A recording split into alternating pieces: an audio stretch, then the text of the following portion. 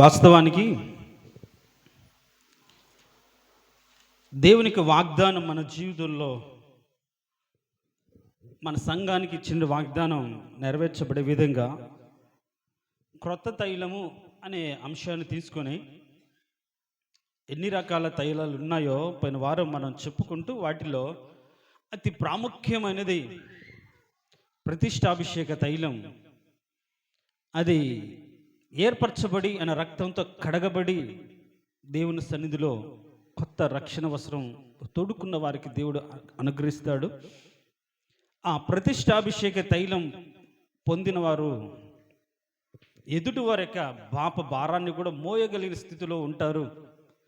ఇది ఒక భాగ్యంగా బ్రతుకుతారు అనే ఒక మాటను పోయిన వారం చెప్పాను. అయితే రాత్రి బుడ్డిలోని తైలం అనే మాటను నేను ధ్యానం చేస్తూ వాటి గురించి చెప్పాలనుకున్నప్పుడు దేవుడు నా హృదయంలో ఒక మాట ఉంచాడు. దేనికి స్తోత్రం, హల్లెలూయా.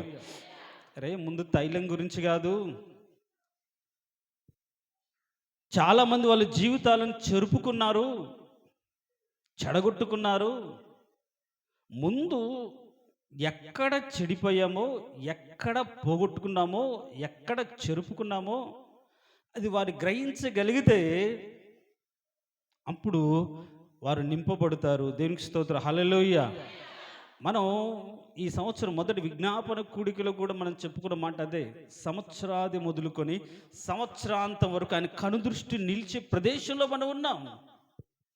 కానీ అక్కడ కండిషన్ అయితే, నేను నీకు ఆజ్ఞాపించు, ఆజ్ఞలన్నిటి ప్రకారంగా నువ్వు నడుస్తూ లోబడి బ్రతకాలి. అప్పుడు వర్షాన్ని కురిపిస్తాడు, పంటలు పండుతాయి, అప్పుడు తైలం అన్నీ కూడా నిండి పొర్లి పారుతుంది అని చెప్పబడింది. దేనికి స్తోత్రం, హల్లెలూయా. ప్రైజ్ ది లార్డ్, హల్లెలూయా. చాలా మంది వారి జీవితాలను చెరుపుకుంటున్నారు. కొందరేమో వారికి ఉన్నటువంటి ఆలోచన దాన్ని బట్టి, చూసిన దాన్ని బట్టి వాళ్ళే చెరుపుకుంటారు. కొందరు మాత్రం వేరే వాళ్ళు చెప్పిన ఆలోచన బట్టి వాళ్ళ బ్రతుకును చెరుపుకుంటారు. ఈ చెరుపుకునే విషయాల గురించి చాలా మాటలు ఉన్నాయి. అయితే ఈరోజు కొన్ని మాటలు.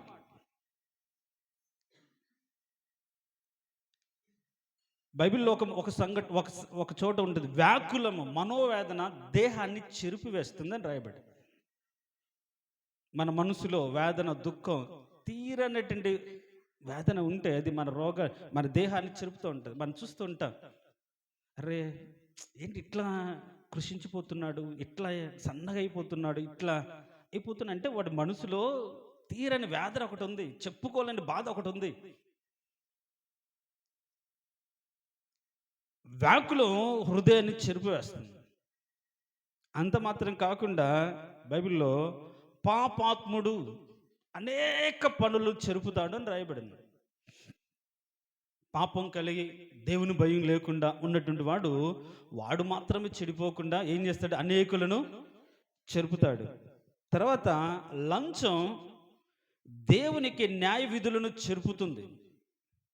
లంచం మనం ఎవరికైనా చాటుగా ఇచ్చే బహుమానం చాలా సంతోషాన్ని ఇస్తుందని బైబిల్ చెప్తుంది. కాబట్టి అది లంచంగా తీసుకోకుండా ఏం చేస్తారు, గిఫ్ట్. ఇప్పుడు అఫీషియల్గా ఎదుటి వారికి లంచం ఇస్తారు. ఎట్లా, చేసిన మేలను మర్చిపోకుండా ఒక గిఫ్ట్, కృతజ్ఞత అర్పణలాగా చేస్తారు. ఈ విధంగా లంచం న్యాయ విధులను చెరుపుతుంది. అంత మాత్రం కాకుండా ఈ లంచం నిరపరాధులను చంపుతుంది. తర్వాత గుంట నక్కలు, మన పరమగీతంలో చూస్తే గుంట నక్కలు ద్రాక్ష తోటలను చెరుపుతాయి. ఇట్లా చెరిపే విషయంలో ఒక పాపాత్ముడు అనేక పనులు చెరుపుతాడు. హృదయంతరంగాల్లో ఉన్నట్టు ఒక వ్యాకులం, తీరని వేదన, దుఃఖం, కన్నీళ్ళు, చెప్పుకోలేనటువంటి, ఎవరితో చెప్పుకోలేరు కొందరు, అట్లా అనుభవిస్తూ ఉంటారు. చెప్పుకుంటే పరువు బయటపడుతుంది, వాడు ఇంకొకటి చెప్పి నా పరువు తీస్తాడేమో, అది ఓపెన్ సీక్రెట్, అందరికీ తెలుసు కానీ ఎవరు దాని గురించి మాట్లాడరు అన్నట్లుగా ఉంటారు. అలా అయిపోతుంది కొందరి జీవితాలు. అలా వ్యాకులం హృదయాన్ని లేకుంటే శరీరాన్ని చెరుపుతుంది. అయితే చాలామంది కూడా చెడు మాటలు అంటే కొరుకుడు పుండులాగా వ్యాపించి ఎదుటి వారి యొక్క జీవితాలను చెరుపు వేస్తుంది. అందుకని అక్కడ పనికి రాని మాటలు వినే వారిని చెరుపునని రాశారు. తర్వాత సత్య విషయం ఒకవేళ తప్పిపోతే అది విశ్వాసం చెరుపుకుంటారని రాయబడి. చూడండి, ఒక వ్యక్తి సత్య విషయంలో తప్పిపోయాడు అనుకోండి, నీతిని పరిశుద్ధతలో విషయంలో తప్పిపోతే వాడు విశ్వాసాన్ని చెరుపుకుంటాడు. ఇలా మనుషుల చేత చెరపబడే సంఘటనలు, ఆలోచనలు మార్చుకొని చెడిపోయే సందర్భాలు. అరే వాడు మొన్నటిదాకా బాగున్నాడుగా అంటే వాడు సహవాసం చేరాడు, వాడు చెడిపోయాడు. ఎస్పెషల్గా యవనస్తుల జీవితాల్లో మనం చూస్తే వాళ్ళ జీవితాల్లో కొందరి ఆలోచనలు ఎదుటి వారిని చెరుపుతాయి. నేను చెప్పాను అనుకుంటా, నేను డిగ్రీ చదువుకున్న రోజుల్లో పెన్ అయిపోయింది. సార్ జువాల్ సార్, అరే ఈ పెన్ను ఉంటే ఎవరైనా ఇవ్వండి. అబ్బాయిల దగ్గర ఇవ్వలేదు. అబ్బాయిలు ఇప్పుడు పెన్నులు ఏం తెచ్చుకోరు కదా, ఇప్పుడు కదా, ఎప్పటి నుంచే అంతే, బుక్స్ ఉండవు ఏముండవు. అమ్మాయిలుగా ఎక్కువ తెచ్చుకునేది. పాపం ఒక అమ్మాయి పెన్ను ఇచ్చింది ఒకటికి, మా ఫ్రెండ్ రామకృష్ణకి ఇస్తూ, సీరియస్గా ఇవ్వలేదు కదా, నవ్వుతూ ఇచ్చింది. ఇంక అంతే, పెన్నిచ్చిన పాపానికి నవ్వుతూ పెన్నిస్తే, అరే నన్ను చూసి ఎందుకు నవ్విందంటావు అంటే, మిగతా వాడు ఏం చేశాడంటే, మా బామ్మర్ది మిల్టన్, మామా అసలు ఎవరి వైపు చూడదురా, నీ వైపే చూస్తుంది, చూడు మళ్ళీ చూస్తుందంటే, నిజమా మామ, నిజమా అని వాడిని రెచ్చగొట్టే కొద్దీ వాడు రోజు టిఫిన్లు టీలు లేరంటారా. యవనస్తుల జీవితాల్లో ఒకడు కావాలి, నా వైపు ఎవరు చూస్తున్నారు, నన్ను ఎవరు గమనిస్తున్నారు, నేను ఈరోజు వేసుకొచ్చిన డ్రెస్సు బట్టి ఎవరైనా కామెంట్ చేశారా, ఎవరైనా అబ్జర్వ్ చేశారా, ఎవరైనా మెచ్చుకున్నారా, ఎవరైనా వాళ్ళే ఉంది అని అన్నారా అని అందరూ ఎదుటివారి నుంచి ఒకలాంటి ఘనతను కోరుకున్న దాన్ని బట్టి అది ఎదుటివారికి ఏమైపోతుంది, అవకాశంగా మారిపోయి అనవసరంగా మనసు త్రిప్పివేయబడుతుంది. ఎక్కువ చెరుపుకుంటున్నారు వేరే వాళ్ళు చెప్పే మాటలను బట్టి, ఆలోచనలు బట్టి. కుటుంబంలో నాశనం అవ్వడానికి గల కారణం ఏంటి? ఎవడో ఎక్కడో మనకు చూడలేదు కానీ మనకు చెప్పిన దాన్ని బట్టి నమ్మి సొంత భార్యలను, భర్తలను, తల్లిదండ్రులు అనుమానించి అవమానించే విధంగా చేసిందని బట్టి వాళ్ళ జీవితాలను చెరుపుకుంటున్నారు. అవి ఎవరు ఏ మాటను బట్టి ఎవరు చెరుపుకున్నారో నేను చెప్తాను. దానికంటే ముందుగా తమకు తామే, బైబిల్లో ద్వితీయోపదేశకాండం తీయొద్దు 32:5 ఉందో, వారు తమ్మును తాము చెరుపుకొనిరి అని రాయబడింది. తమ్మును తాము. ఎట్లా చెడిపోతాడు ఒక వ్యక్తి, ఏ విధంగా తన బ్రతుకులో ఉన్నటువంటి దేవుని కృపను కోల్పోతాడు. ఈరోజు నువ్వు చెరుపుకున్నవాడిగా నీ మనస్తత్వం, నీ ఆలోచన, నీ చూపు, నీ ప్రవర్తన అన్నీ కూడా ఎవడో చెరిపేస్తాడు. మన జీవితాలను మన ఇష్టానుసారం బ్రతకుండా ఎవడో చెప్తే ఏదో చేస్తే దాని ప్రకారంగా మన బ్రతుకుల్లో ఉన్న సంతోషాన్ని చెరుపుకొని ఇష్టానుసారంగా బ్రతుకుతుంటారు. కుటుంబాల్లో సంతోషం, సమాధానం లేకుండా బ్రతుకుతూ ఉంటారు చెప్పుడు మాటలను బట్టి. అలా కాకుండా చాలామంది జీవితాల్లో తమ్మును తామే చెరుపుకునే వాళ్ళు కూడా ఉన్నారు.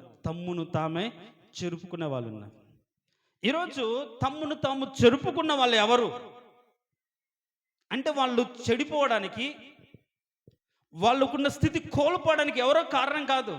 వాళ్ళల్లో ఉన్నటువంటి కొన్ని ఆలోచనలు, కొన్ని తలంపులే.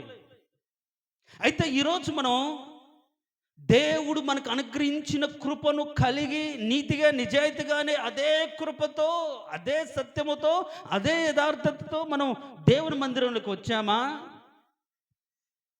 లోపల అన్యాయాన్ని, లోపల అక్రమాన్ని, లోపల అసూయను, ద్వేషాన్ని పెంచుకున్న వారిగా, దేవుడిచ్చిన కృపను పోగొట్టుకున్న వారిగా ఈరోజు ఆయన మందిరంలో ఉన్నామా అని ఒక పరిశీలనాత్మకమైన ఆలోచన మనం చేయాలి. దేవునికి స్తోత్రం. హల్లెలూయా, ప్రైజ్ లార్డ్, హల్లెలూయా. ఎందుకంటే రాత్రి కూడా చెప్పుకున్నాం, మనల్ని మనం సమ్మతిపరుచుకోకపోతే, మన విషయంలో మనమే మనం ఏ విషయంలో సమ్మతి పడ్డామో ఆ విషయంలో మనల్ని మనం తీర్పు తెచ్చుకోకపోతే, నేను ఇలా అనుకున్నాను, ఇలా ఉండలేకపోయాను, ఇలా చేస్తాను, ఇలా చేయలేకపోయాను, ఇలా బ్రతుకుతాను, ఇలా బ్రతకలేకపోయాను అని మనకు మనము ఎవడో వచ్చారే, నువ్వు చెప్పిందేంటి, నువ్వు చేసేదేంటి, నువ్వు ఉండాల్సిన పద్ధతి ఏంటి, నువ్వు బ్రతకాల్సిన తీరేంటి, నీ తల్లిదండ్రులు ఎలాంటి వారు, నువ్వు బ్రతుకుతున్నావు ఎలాంటిది, అసలు ఏంట్రా అని ఎవడో వచ్చి నీకు చెప్పక ముందే మనల్ని మనం ఆ విషయంలో, అరే నేను ఇలా ఉండకూడదు కదా అని మనం తీర్పు తీర్చుకోగలిగితే,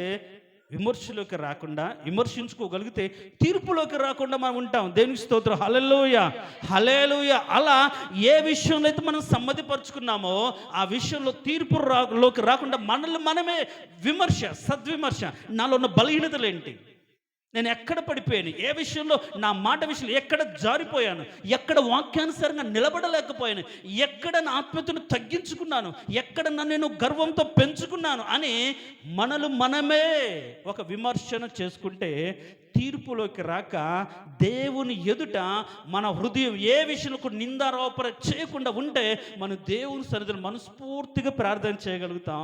ఎప్పుడైతే మన మనసు మన విషయంలో నిందారోపణ చేయకుండా మనస్ఫూర్తిగా స్తుతించగలిగి, దాన్ని ఆయన ఆరాధించగలిగి, ప్రార్థించగలిగి ఒక స్థితిలోకి రాగలిగితే ఖచ్చితంగా ఆ ప్రార్థన దేవుడు వింటాడు. దేవునికి స్తోత్రం. హల్లెలూయా, హల్లెలూయా. అలా సమ్మతి కలిగిన మనసును చెరుపుకుంటున్నారు ఈరోజు.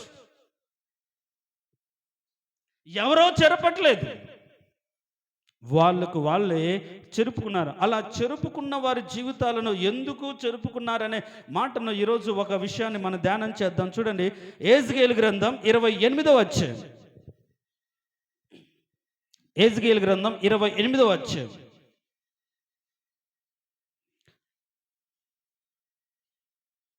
17వ వచనం. నీ సౌందర్యము చూచుకొని నీవు గర్వించిన వాడవై, నీ తేజస్సును చూచుకొని నీ జ్ఞానమును చెరుపుకుంటేవి. 18వ వచనం కూడా చదువు. నీవు అన్యాయముగా వర్తకము జరిగించి కలగ చేసుకున్న విస్తార దోషముల చేత నీ పరిశుద్ధ స్థలమును చెరుపుకొంటివి. దేవుడి వాక్యం ద్వారా మనతో మాట్లాడును గాక. Praise the lord. Hallelujah, hallelujah. దేవుడు ఒక వ్యక్తిని, లేకుంటే అభిషేకము పొందిన కెరూబును ప్రశ్నిస్తున్నాడు. నువ్వు చెరుపుకున్నావు, నీ బ్రతుకులో దేవుడిచ్చిన శ్రేష్టమైన స్థితిని ఎవరో కాదు, నీకు నువ్వే చెరుపుకున్నావు. ఇంతకీ ఏం జరిగింది ఈ అధ్యాయంలో మనం చూస్తే, ఈ వచనమంతా కూడా మనకు తెలుసు సాతాను గురించి. అది ఉపమాన రీతిగా తూరు రాజును ఆధారం చేసుకొని లూసిఫర్ గురించి రాయబడిన ఈ అధ్యాయం అని ప్రపంచవ్యాప్తంగా అందరికీ తెలిసినటువంటి వాక్యమే. దేవుడు ఈ లూసిఫర్ను సృష్టించినప్పుడు, క్రియేట్ చేసినప్పుడు, తయారు చేసినప్పుడు అనుకున్నటువంటి దేవుడు కృప చూడండి. అక్కడ రాయబడిన మాట మనం గమనిస్తే 28వ అధ్యాయం నేను చదువుతాను. 2వ వచనం క్రింది భాగం, లేకుంటే 6వ వచనం మొదటి భాగం చదివితే, కాగా ప్రభువైన యెహోవా ఈ మాట సెలవిచ్చుచున్నాడు, దేవునికి తగినంత అభిప్రాయం కలిగి ఉన్నవాడా. ఎలా అంటాడు? దేవునికి తగినంత, ఆయన ఎంత కలిగి ఉన్నాడు అంత ఆయన ఉద్దేశం, ఆయన చిత్తం, ఆయన ఆలోచన, ఆయన ఏం కోరుకుంటున్నాడు, ఏం ఆశిస్తున్నాడు, అదంతా కూడా ఆయనకు తెలుసు అంట. దేవునికి తగినంత అభిప్రాయమును కలిగి ఉన్నవాడు. ఇప్పుడు ఇదే మాటను తూరు రాజును అప్లై చేస్తూ ఏమంటాడు అంటే, ఈ 2వ వచనం 28 2వ వచనంలో అంటాడు, నీవు మానవుడవయ్యుండియు దేవునికి తగినంత అభిప్రాయం కలిగి ఉన్నావు, నీవు దానియేలు కంటే జ్ఞానవంతుడవు, నీకు మర్మమైనది ఏదియో లేదు. చూడండి, దేవుడిచ్చిన కృప కొందరి జీవితాల్లో ఆయన నిర్మించుకున్న రోజు, ఆయన తయారు చేసుకున్న రోజు, ఆయన నియమించుకున్న రోజు, అని ఒక ప్రత్యేకమైన ఉద్దేశాన్ని, ఒక ఆలోచన కలిగి నియమించిన రోజే ఏ విధంగా చేయడం పరిపూర్ణత. మీరు కానీ ఈ లూసిఫర్ గురించి రాయబడిన మాట ఈ 12వ వచనంలో మనం చదివితే, పూర్ణ జ్ఞానమునకు సంపూర్ణ సౌందర్యమునకు నువ్వు కట్టడమునకు మాదిరివి అన్నాడు. పూర్ణ జ్ఞానం, ఇంకా ఇది లేదు అనడానికి లేదు.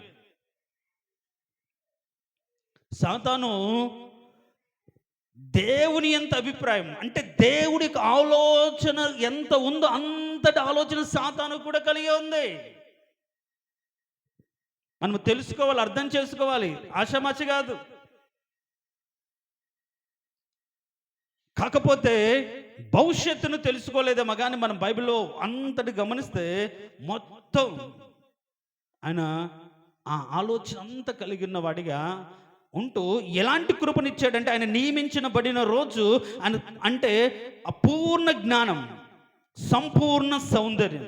కొందరిలో ఒకవేళ కొందరు అందంగా ఉంటే సరిగ్గా జ్ఞానం ఉండదు, తింగర వేషాలు వేస్తుంటారు. సరైన అంటే వయసు పెరుగుతుంది కానీ బుద్ధి పెరగదు. కొందరు సరిగ్గా ఉండరు, వాళ్ళ అవతారాలు కానీ వాళ్ళ రూప సౌందర్యం సరిగ్గా ఉండదు, కానీ వాళ్ళు చాలా జ్ఞానంగా ఉంటారు. కొందరికి అది ఉంటే ఇది ఉండదు, ఇది ఉంటే అది ఉండదు. సౌందర్యం ఉన్నవాళ్ళు కాస్త పొగిడితే త్వరగా ఏమవుతారు, పొర్లిపోయి నన్ను కానీ పొగిడారు, నన్ను కానీ గుర్తించారని దాసోహం అవుతారు. ఈరోజు ఈజీ ట్రాప్ చేయడం. ఇంకా ఎస్పెషల్గా ఒక కుటుంబంలో కలహాలు ఉన్నవాళ్ళు, ఇబ్బందులు ఉన్నవాళ్ళు, తల్లిదండ్రులు సరిగ్గా ప్రేమను చూపించలేదు, ఎరిగిన వాళ్ళని ట్రాప్ చేయడం చాలా ఈజీ అయిపోతుంది. కాస్త ప్రేమతో మాట్లాడితే నన్ను ఇంతగా ప్రేమించేవారు లేరు, ఇంతగా అభిమానించేవారు లేరు, నా పట్ల ఇంతగా కేర్ చూపించేవారు లేరని పుట్టి పెరిగి పెంచి పెద్ద చేసి ఒక స్థితికి తెచ్చిన వాళ్ళు మర్చిపోతున్నారు. ఈజీ, జస్ట్ వాళ్ళని పొగిడితే చాలు. పొగడ్తలు మనుషులు ఏం చేస్తున్నాయంటే పాతాళానికి నెట్టివేస్తున్నాయి, ఉన్న స్థితిని మార్చివేస్తున్నాయి. ఎందుకు? ఏ ఆలోచనతో వాడు పొగుడుతున్నాడో, ఏ ఉద్దేశంతో వాడు ఏ చెడు ఆలోచన హృదయంతరంగాలో ఉందో గమనించలేకపోతున్నారు. ఎస్పెషల్గా యవనస్తులు, అబ్బాయిలు కావచ్చు, అమ్మాయిలు కావచ్చు. కొందరికి సౌందర్యం ఉంటుంది, జ్ఞానం ఉండదు. కొందరికి జ్ఞానం ఉంటుంది, సరైన సౌందర్యం ఉండదు. కొందరు మాత్రమే రెండు కలిగిన వారు ఉంటారు. దేవునికి స్తోత్రం, హల్లెలూయా. అందం ఉంటుంది, దానికి తగ్గట్టుగా జ్ఞానం ఉంటుంది. జ్ఞానం అంటే ఏది చేయకూడదో ఏది చేయొచ్చో తెలిగి ఉండవలసిన ఆలోచన, అంతే. దానికి పెద్దగా మన డెఫినేషన్ ఏం చెప్పుకోవాల్సిన అవసరం లేదు. తినవద్దు, తినకూడదు అని నిర్ణయించుకోవడం జ్ఞానం. తింటే ఏమవుతుంది, చేస్తే ఏమవుతుంది, జరిగినప్పుడు చూద్దాం, ఇవన్నీ కూడా అధిక జ్ఞానం, అనవసరమైన జ్ఞానం. ఇవన్నీ అవసరం లేదు. వద్దు అన్న తర్వాత లోబడి ఉండడమే జ్ఞానం.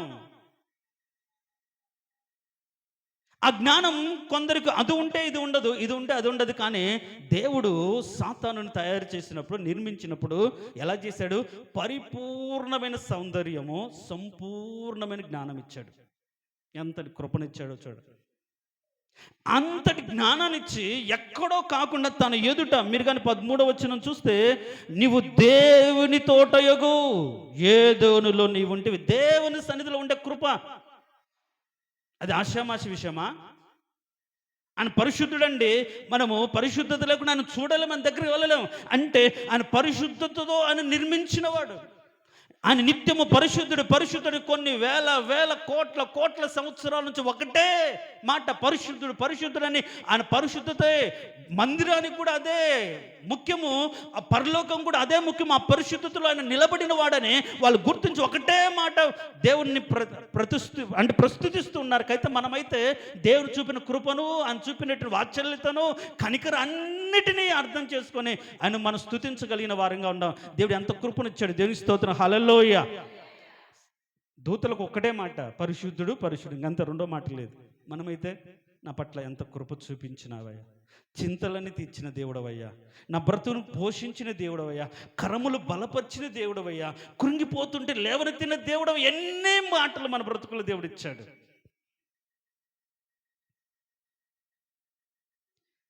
అలాంటి ఉన్నతమైన స్థితి సాతానుకు మొదటిచ్చి పరిశుద్ధుడిగా, పరిశుద్ధం. ఎందుకంటే కాలుచున్న రాళ్ళ మధ్యలో నివసించాలి అంటే నిత్యము అగ్నిలో ఎవడు నివాసం చేస్తాడండి? బైబిల్ అదంట, నిత్యం అగ్నితో ఎవడు నివాసం చేస్తాడు. అందుకని దేవునికి మందిరం అగ్ని వంటిది అని రాయబడి ఉంది. ఆయన సన్నిధిలో నివసించాలంటే పరిశుద్ధత ఉండాలి.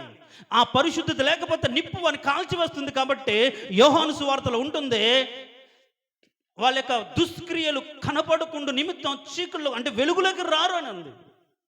ఇక్కడికి వస్తే ఏదో ఒక సందర్భంలో ఏదో ఒక విషయంలో వాళ్ళు హెచ్చరించబడతారు. ఇక్కడికి వస్తే ఏదో ఒక సందర్భంలో ఏదో ఒక మాట ద్వారా గద్దించబడతారు. ఇక్కడికి వస్తే ఏదో ఒక మాట ద్వారా వాళ్ళు ఏం చేస్తారు, తప్పును దేవుడు గుర్తు చేసినట్టుగా అవుతారు, పొడవబడినట్లుగా ఉంటుంది.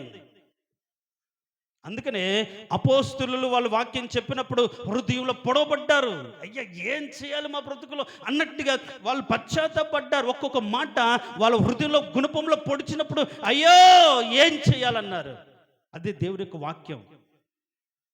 కీళ్లను విభజించినందుకు మట్టుకు లోపలికి దొరికి మన హృదయంతరంగా పరిశోధించి మొత్తాన్ని శోధిస్తుంది దేవుని యొక్క వాక్యం. అలాంటి శ్రేష్టమైన పరిశుద్ధమైన దేవుని సన్నిధిలో నిలిచి ఉండడం అంత ఆషామాషి కాదు. చాలామంది మందిరానికి రావట్లేదు. ఎందుకు అంటే పాపం వాళ్ళ హృదయంలో ఉంది. ఎలా వెళ్తాంలే, మార్చుకున్న తర్వాత వెళ్దాంలే అని కొందరు రావట్లే. దేవునికి పరిశుద్ధమైన సన్నిధిలో నివసించడం అంత ఆషామాషి కాదు. అఫ్ కోర్స్ మన వాళ్ళు తెలివి ఎక్కువ కలిగిన వాళ్ళు. దేవునికి స్తోత్రం, హల్లెలూయా.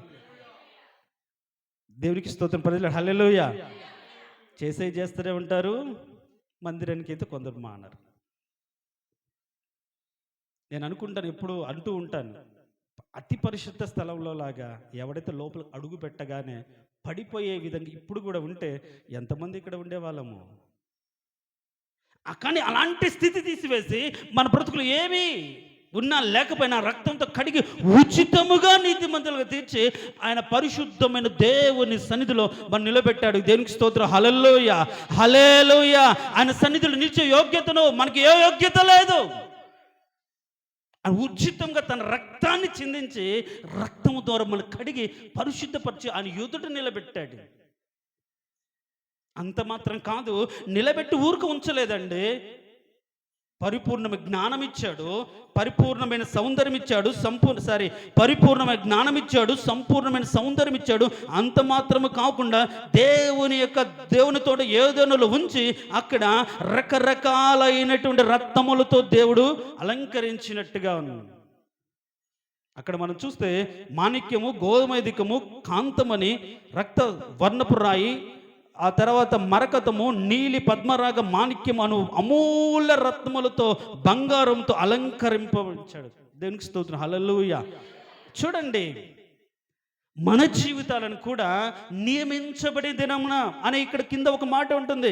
నువ్వు నియమించబడిన దినమున అని రాయబడి ఉంది. మనకు కూడా దేవుడు ఏర్పరచుకున్న దినమున ఆయన రక్తంతో మనం కడిగి మన మీద ఉన్నటి పాప దోషాన్ని అంతటి తీసివేసి ఆయన పరిశుద్ధమైనటువంటి వస్త్రం అనే రక్షణతో మనం అలంకరించి నీతి అనే మైమోరును మనకు తొడిగించి మనము సత్యమునైన నడికట్టును మనం ధరించుకొని సమాధాన స్వార్థను అనే ఒక పాదములకు జోడు మనం తొడుకోగలిగినట్టుగా దేవుడు అనేక రకమైనటువంటి క్రియలను మన జీవితంలో ఉంచాడు. ఒక సంపూర్ణమైన కవచాన్ని దేవుడు మనకు అనుగ్రహించాడు. కానీ ఈరోజు ఆ సంపూర్ణ ఆ సర్వాంగ కవచాన్ని ధరించుకొని దేవుని సన్నిధిలో నిలబడ్డ వాళ్ళు ఎంతమంది? రక్షణ శిరస్రాణం, నడుముకు సత్యమైన దట్టి, విశ్వాసమైన డాలు ఉన్నాయా?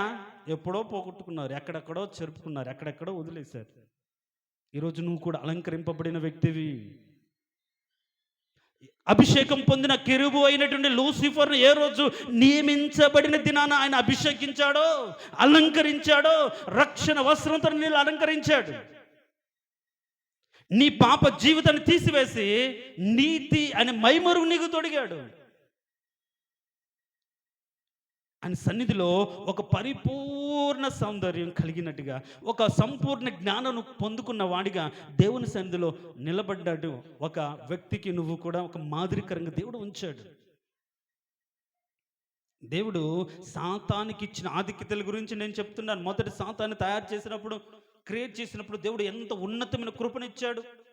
ఇంకొక మాట అక్కడ రాయబడిన మాట ఉంటుంది చూడండి, అభిషేకము పొందిన కెరూబువై నీవే ఒక ఆశ్రయముగా ఉంటివి, అందుకే నేను నిన్ను నియమించి తిని. అబ్బా, ఒక ఆశ్రయం, తనతో కూడా ఒక ట్రూప్, ఒక గుంపును కూడా ఇచ్చాడు దేవుడు. ఆ మాట అక్కడ ఉంటుంది, ఏమని? నీవింపబడిన దినమున పిల్లని గ్రోవులు వాయించువారు నీకు సిద్ధమైరే.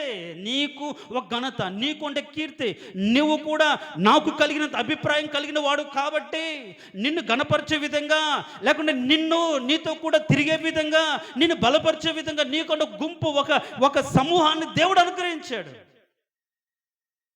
సిద్ధం, నియమించబడిన దినాన్నే పిల్లని గ్రోవులు వాయించే వాళ్ళు ఆయనకు కూడా ఉన్నారు. అంటే అన్ని కూడా నువ్వు కూడా దేవుడంత అభిప్రాయం కలిగిన వాడు, ఆయనంత సంపూర్ణ సౌందర్యం కలిగిన వాడు, ఆయనంత జ్ఞానం కలిగిన వాడు అని చెప్పగలిగిన వారు కూడా ఇంత కూడా ఉన్నారు. ఇంకేం కావాలండి? ఒక మాట దేవుడు అంటే చాలు కదా మన బ్రతుకుల్లో. ఇది సరిపోలేదు. సంపూర్ణమైన సౌందర్యం ఇచ్చాడు, పరిపూర్ణమైన జ్ఞానం ఇచ్చాడు, దేవునికి అభిషేకం ఇచ్చాడు, ఒక ఆశ్రయ దుర్గం ఉండే కృపనిచ్చాడు, తనతో కూడా నడవడానికి చాలా మందిని, సైన్యాన్ని లాంటి వారికి దూత గణాన్ని ఇచ్చాడు, వాళ్ళు కూడా పిల్లను గోరి వాయిస్తూ ఆయన గణపరిచే విధంగా ఒక కృపనిచ్చాడు. అయితే ఇంతటి కృపనిచ్చిన ఈ సాతాను ఏం చేసిందంటే చూడండి, అయితే నీకు కలిగిన విస్తారమైన వర్తకము చేత లోపల నీవు అన్యాయము పెంచుకొని పాపము చేస్తూ వచ్చితివి. దేవునికి స్తోత్రం, హల్లెలూయా, ప్రైజ్ లార్డ్, హల్లెలూయా. ప్రియ దేవుని సంగమా, నీవు కూడా ఒకప్పుడు లోకములో ఎందుకు పనికిరాను దేవుడు నిన్ను నిర్మించుకొని ఏర్పరచుకొని తన రక్తంతో కడిగి పరిశుద్ధపరిచి ఒక ఆశ్రయంగా నువ్వు ఉండేటట్లుగా దేవుని సన్నిధిలో ఉండే కృపనిచ్చి, పరిశుద్ధతనిచ్చి, నీతో పాటు ఒక బంధుగణం కావచ్చు, నిన్ను అనుసరించి ఒక గణం కావచ్చు, గుంపు కావచ్చు, నీకు అనుగ్రహించి కృపను కూర్చి పాడేవాళ్ళు కావచ్చు, కీర్తించే వాళ్ళు కావచ్చు, దేవుడు నీకు ఇచ్చాడు. అయితే వాటిని బట్టి నువ్వు దేవునికి లోబడి ఉండాలి. వాటిని బట్టి దేవుని కృపను అర్థం చేసుకుని ఏ పాటి వాడనయ్యా, ఇంతటి కృపకు పాత్రుడిగా చేసావు, ఇంతగా నన్ను హెచ్చించుడుకు నేను ఏ పాటి వాడను దేవా.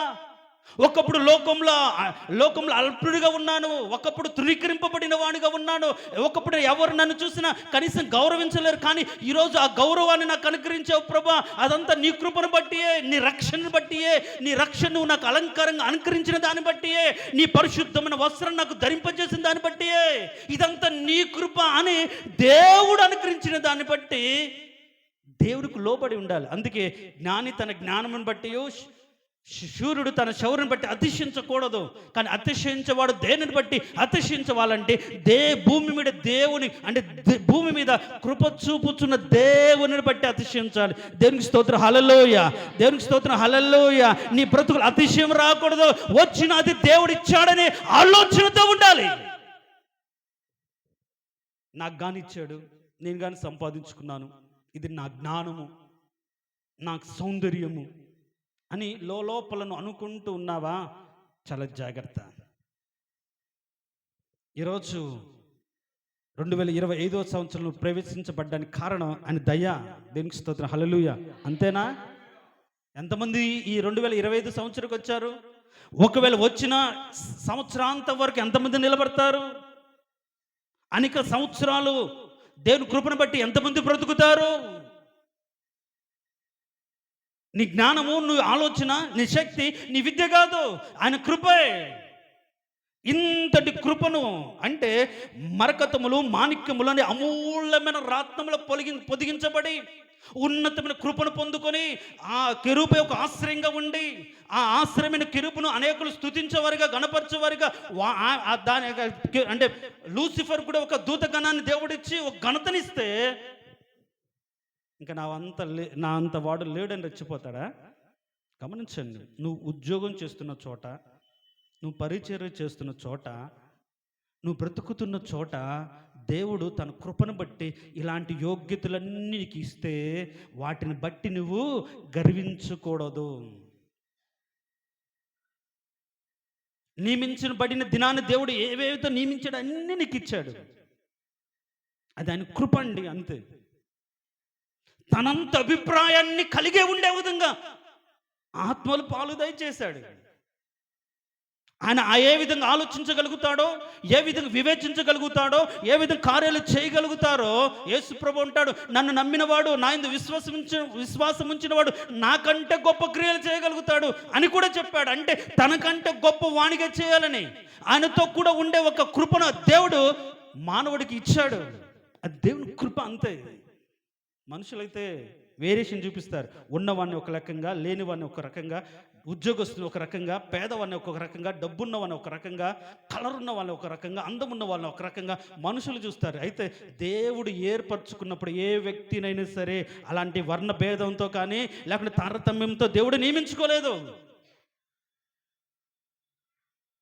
కానీ ఈరోజు నువ్వు కలిగి ఉన్న ఆ కృపను బట్టి నిన్ను పొగిడే వాళ్ళు కొందరు ఉన్నారు.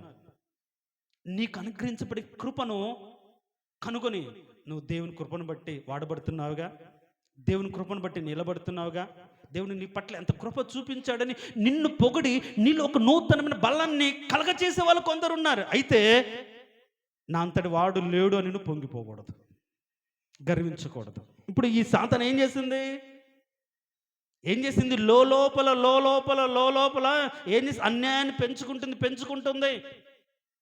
ప్రియ సహోదరి సహోదరుడా, దేవుడు నీకు అనుగ్రహించిన కృపను బట్టి లోపల నువ్వు ఏం కలిగి ఉన్నావు? ఎలాంటి ఆలోచన కలిగి ఉన్నావు? ఎలాంటి ఉద్దేశం కలిగి ఉన్నావు? ఎలాంటి అభిప్రాయం కలిగి ఉన్నావు? దేవుడు నీకు అనుగ్రహించిన కృపను బట్టి దేవునికి లోబడి దేవుని సన్నిధిలో కృతజ్ఞతాపూర్వకంగా నా కుటుంబం అంతా నీ సన్నిధిలో ఉండనిచ్చే భాగ్యానికి నేను ఏ పాత్రుడనయ్యా అని అనుకుంటున్నావా? ఇది నా జ్ఞానం, ఇది నా చదువును బట్టి నాకు వచ్చింది, ఇది నేను మాత్రం సంపాదించుకోగలిగాను. నా వారిలో ఎవ్వరు ఇలా లేరు, నా కుటుంబంలో ఎవరికి ఇంత జ్ఞానం లేదు. దేవుడు నన్ను ఇట్లా ఏర్పరచుకున్నాడు, దేవుడు నన్ను ఇట్లా కనుగొన్నాడు, దేవుడు నాకు ఇంతటి కృపనిచ్చాడు అని లోపల ఏం చేశారు? అన్యాయాన్ని, దోషాన్ని పెంచుకున్నట్టుగా మనం చూస్తాం. చూడండి, అన్యాయమును పెంచుకుని పాపము చేచు వచ్చితివి గనుకుండా ఇప్పుడు ఏం చేశాడు దేవుడు అక్కడ? ఎప్పుడైతే దేవుడు అనుగ్రహించిన కృపను చెరుపుకున్నాడో లూసిఫర్, దేవుడు ఇచ్చిన యోగ్యతను చెరుపుకున్నాడో లూసిఫర్, దేవుడు ఇప్పుడు అక్కడ నుంచి తీసివేసినట్టుగా మనం చూస్తాం. చాలా జాగ్రత్త. ఎవరో చెరపాల్సిన అవసరం లేదు. నీ ఆలోచన నేను చెడగొడుతుందేమో చాలా జాగ్రత్తగా చూసుకోవాలి. నీకు కలిగినటువంటి ఐశ్వర్యం, నీకు కలిగినటువంటి లేకుంటే సంపద, నీకు కలిగినటువంటి ఆధిక్యత, నీకు కలిగిన అధికారం నిన్ను చెరుపుతుందేమో జాగ్రత్తగా చూసుకోవాలి. నాకేమండి, నాకు ఎవరు సాటి కాదు అని లోపల గర్వం ఉందా? నువ్వు ఖచ్చితంగా ఆ గర్వం నిన్ను చెరిపి దేవుని సన్నిధిలో ఉండకుండా నిన్నేం చేస్తుంది? నేలమట్టం చేస్తుంది. జాగ్రత్త. అందుకనే నాశనానికి ముందు ఏం చేస్తుంది? గర్వం నడుస్తుంది. గర్వం అనేది బయట ఒకవేళ మాటల ద్వారా చెప్పకపోవచ్చు, వస్త్రధారణగా కనపరచకపోవచ్చు, నీ హృదయంలో ఉంటే చాలు. నెబుకద్నెజర్ అండి ఏమనుకున్నాడు? ఈ మహా విశాల బబులోను పట్టణం నా బలాధికారాన్ని బట్టి నేను నా రాజధాని నగరం నేను కట్టించుకున్నది కాదా అని తనలో తాను అనుకున్నాడు. ఎవరికైనా చెప్పాడా? ఏం చెప్పలే, అనుకున్నాడు అంతే. రాత్రికి రాత్రే తరమబడ్డాడు. ఈరోజు నువ్వేమనుకుంటున్నావు? దేవుని కృపను నువ్వేమనుకుంటున్నావు? దేవుడు నీకు ఇచ్చిన ఆధిక్యత నువ్వేమనుకుంటున్నావు? దేవుడు నీకు అనుగ్రహించి కృపను బట్టి నువ్వేం అనుకుంటున్నావు? చెరుపుకుంటున్నావా? చూడండి, ఇక్కడ మనం చదివితే ఏం చేసింది ఈ లూసిఫర్ అంటే? ఏం చేశాడు ఈ లూసిఫర్ అని మనం చూస్తే కింద వచ్చిన 17వ వచనం మనం చదివితే, నీ సౌందర్యమును చూసుకొని నీవు గర్వించిన వాడవై నీ తేజస్సును చూసుకొని నీ జ్ఞానమును చెరుపుకుంటువి. దేవుని అంత జ్ఞానాన్ని ఇస్తే ఆ జ్ఞానాన్ని సాతాను చెరుపుకున్నాడు. ఒకవేళ అనకూడదేమో తెలియదు, కానీ ఆ క్రియ కానీ జరగకపోతే దేవుడు ఇంకొక లోకాన్ని దేవుడు సృష్టించి ఆ లోకానికి ఈ సాతాన్ని ప్రభువుగా నియమించేవాడేమో మనకు తెలియదు. అప్పటికే ఆయన గణపరచడం ఒక దూతగణాన్ని ఇచ్చాడు కదా. వీణలు వాయించడానికి సిద్ధమైన వాళ్ళు ఉన్నారు కదా, అంటే దేవునిలాగా గణపరచబడ్డానికి, దేవునిలాగా స్తుతించబడ్డానికి దేవుడు నిర్ణయించుకున్నాడు. ఇంకా అందుకనేమో ఇంకా నాకు పెద్ద తేడా ఏముంది, నేను కూడా ఆ పర్వతం మీద కూర్చోవచ్చు, ఆయనతో కూడా సమానుని అనుకుంది. ఈ రోజుల్లో నీకు ఇచ్చినటువంటి ఆధిక్యత బట్టి నువ్వు పొంగిపోకూడదు, గర్వించకూడదు. ఏ విధంగా నువ్వు చెరుపుకుంటున్నావు? దేవుడు సౌందర్యం ఎవరిచ్చాడు? దేవుడు ఇచ్చాడు. జ్ఞానం ఎవరిచ్చారు? దేవుడు ఇచ్చాడు. కానీ గర్వం తను తెచ్చుకుంది. చాలా జాగ్రత్తగా ఉండాలి. నువ్వు గర్వ మాటలు మాట్లాడాల్సిన అవసరం లేదు, నువ్వు గర్వంగా ప్రవర్తించాల్సిన అవసరం లేదు. హృదయంలో నువ్వు అనుకుంటే చాలు, హృదయంలో ఆలోచిస్తే కాదు. నాకేం, ఎవడు మాట్లాడితే నాకేం, ఎవడు మాట్లాడకపోతే నాకేం, ఎవడైనా నన్ను పలకరించాల్సిందే, ఎవడైనా నాకు నమస్కారాలు చేయాల్సిందే, ఎవడైనా నాతో మాట్లాడాల్సిందే, నేనే ఒకరితో మాట్లాడిన గర్వం ఉందా? నువ్వు పతనమైనట్టు లెక్క. చూడండి, సాతానుకు అంతటి ఆధిక్యతనిస్తే తను కలిగి ఉన్నటువంటి సౌందర్యాన్ని బట్టి, జ్ఞానాన్ని బట్టి, తేజస్సు, ఆ యొక్క సౌందర్యాన్ని బట్టి ఒక తేజస్సు, అబ్బా ఎంత గొప్పగా దేవుడు దీవించాడని ఆ తేజస్సు అందరికీ ఆ వెలుగు కనిపించగానే ఇంకా నా అంతటి వాళ్ళు లేరు అని పొంగిపోయి లోపల ఏం చేస్తుంది? దోషాన్ని పెంచుకుంది. అక్కడ అంత మాత్రమే కింద ఒక మాట చూడండి, నీవు అన్యాయంగా వర్తముకు జరిగించి కలగ చేసుకుని విస్తారమైన దోషము చేత నీ పరిశుద్ధ స్థలమును చెరుపుకొంటివి. ఒక రోజు రాలే అవలో కాయను చూసినప్పుడల్లా తింటే బాగుంటేనేమో, ఎందుకంటే తింటే దేవదూతల ఉంటారుగా, దేవునిలాగా ఉంటారుగా. ఒకరోజు చూడంగానే చేయలే. చాలా జాగ్రత్త. ఏ తప్పైనా, ఏ పాపమైనా ఒక్క నిమిషంలో ఎవరు చేయరు, దాని గురించి ఆలోచించి మనకు ఒకవేళ బయటపడము అనుకొని తెలుసుకుంటే, బయట ఎవరికి తెలియదు అనుకుంటే చాలా జాగ్రత్తగా ఇప్పుడు మెయింటైన్ చేసి పాపం చేస్తున్నారు. చూపునకు రమ్యంగా కనిపిస్తుంది, అది ఒక రోజు కాదు, ప్రతిసారి ఆ సంచరించినప్పుడల్లా అబ్బా ఇది మన ఇంట్లో ఉంటే బాగుండునే, ఇలా ఉంటే బాగుండును అని లోపల ఆశించి కోరుకొని దేవుడు వద్దన్నది చేయడానికి తాను అందుకనే దురాశ గర్భం ధరించి పాపం కంటుంది. ప్రతివాడు తన స్వకీయమైన దురాశ చేత మరులు కొల్పబడిన వాడై శోధించబడతాడని బైబిల్లో ఉంది. ఈరోజు దేవుడు నీకు ఉన్నతమైన ఒక పరిశుద్ధమైన జీవితాన్ని ఇచ్చాడు, నీకున్న దాంట్లో పరిశుద్ధంగా జీవించడం కృపనిచ్చాడు. అయితే నువ్వు లోపల నువ్వు పాపం పెంచుకునే విధంగా నువ్వు ఏ ఆలోచన చేస్తున్నావు? ఏ గర్వం నీ హృదయంతరంగంలో ఉంది? ఏ చెడుతనాన్ని పెంచి పోషించుకుంటున్నావు? నువ్వు చెడుతనాన్ని బట్టి పాపం చేయలేదు, వ్యభిచారం చేయలేదు, దొంగతనం చేయలేదు, అన్యాయం చేయలేదు, కానీ దేవునికి వ్యతిరేకమైన ఆలోచన చేస్తే చాలు. అర్థమవుతుందా? ఇప్పుడు ఎందుకు ఈ సాతాను అక్కడి నుంచి నెట్టివేయబడింది చెప్పండి? తను గర్వించింది, దేవుడు కాదనుకుని దాన్ని సమానానికి ఎంచుకుంది. చాలామంది జీవితాల్లో మనం చూస్తాం, వాళ్ళు లోక సంబంధమైన వ్యభిచారం చేయకపోవచ్చు, దొంగతనం చేయకపోవచ్చు, వాళ్ళు చేసే పాపాలు ఏవి పెద్దగా అంటే లోక సంబంధి ఇది పాపం అనేవి చేయకపోవచ్చు, కానీ హృదయంతరంగాల్లో గర్వంగానే ఉంటే వాళ్ళ బ్రతుకు పతనావస్థలో ఉంటుంది. చాలా జాగ్రత్త. ఈరోజు నీ బ్రతుకును ఎలా, దేన్ని బట్టి సంతృప్తి కలిగి ఉంటున్నావు, దేన్ని బట్టి చెరుపుకుంటున్నావు? దేవుడు నీకు ఇచ్చిన కృపను బట్టి దేవుని సన్నిధిలో అణిగి మణిగి ఉండాలి తప్ప అతిశయించకూడదు. సాతాను అలా విధంగా అతిశయించింది. తాను ఎవరో చెరపలేదు, చూసిన దాన్ని బట్టి, ఆశించిన దాన్ని బట్టి, ఆలోచించిన దాన్ని బట్టి లోపల ఆలోచన చేసుకొని గర్వించి ఆ గర్వాన్ని దేవుడు చూసి ఇప్పుడు చెరుపుకున్న దాన్ని బట్టి అక్కడ ఉంచాడా? గమనించండి. సాతాను చెరుపుకుంది, ఆలోచనలు చెరుపుకుంది, ఉద్దేశం చెరుపుకుంది, దేవుని మీద ఉన్న చూపు, అభిప్రాయం చెరుపుకుంది. అక్కడ ఉంచాడా? లేదు. ఏం చేశాడు చూడండి, చెరుపుకుంటే కావున నేను నిన్ను నేలను పడవేసేదను, రాజులు చూచుచుండగా నిన్ను హేళనకు అప్పచెప్పేదను. చూడు ఎంత దారుణం. మన బ్రతుకులు దేవుడిచ్చిన యోగ్యతను మనం చెరుపుకుంటే, దేవుడిచ్చిన కృపను మనం చెరుపుకుంటే, గర్వించి మనం ఉంటే ఖచ్చితంగా దేవుడు ఒకరోజు హేళన కప్ప చెప్తాడు, నేలను పడేస్తాడు.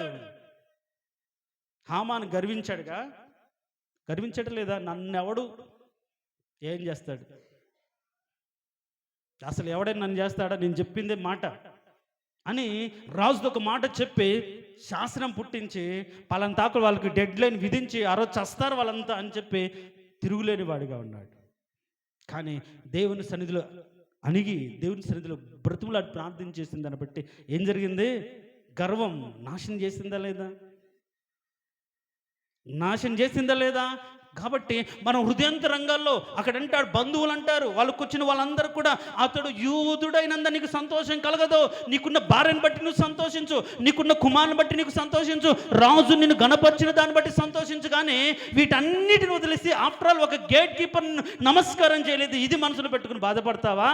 వాడు యూదుడు కాబట్టి, దేవుని నమ్ముకున్న వ్యక్తి కాబట్టి ఇది నీకు జరగదు, జాగ్రత్త అని చెప్పినా సరే తన హృదయాన్ని చెరుపుకున్నాడు. భార్య చెప్పిన మాటను బట్టి ఉరికేయను సిద్ధం చేశాడు.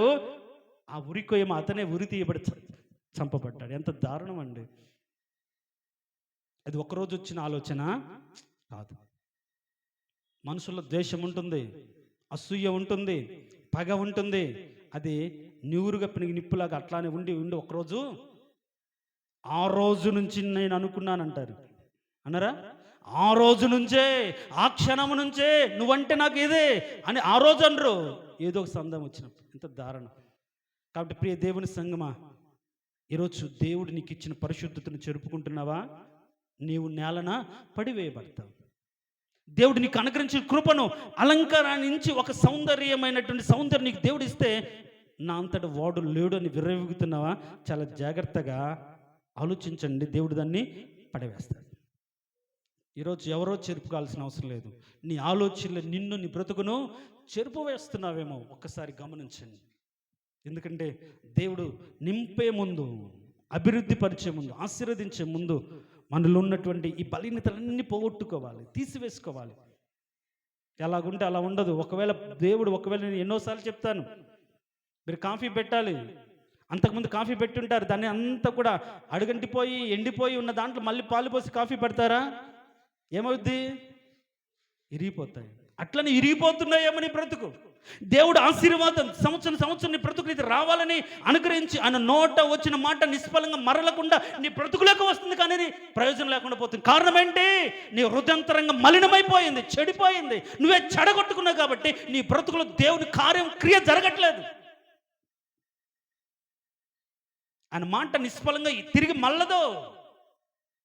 కానీ ఎందుకు మరలిపోతుంది, ఎందుకు నెరవేర్చబడట్లేదు అంటే పాపిష్టి హృదయంలో ద్వేషం, అసూయ, కుళ్ళు, కుతంత్రం, చెడుతనం, వ్యభిచార తత్వం, జాగ్రత్త తత్వం, దొంగతనం లేకుంటే చెడుతనం ఉంచుకొని ఆయన హృదయంలో పడ్డగానే ఏం లేవు. కాబట్టి నువ్వు దేని ద్వారా నీ బ్రతుకులు చెడగొట్టుకుంటున్నావు? ఎవరో కాదు, ముందు నీవు కలిగిన దాన్ని బట్టి గర్వం, అతిశయం, దాన్ని బట్టి చెడగొట్టుకుంటు. ఎంత కృప దేవుడిచ్చాడు.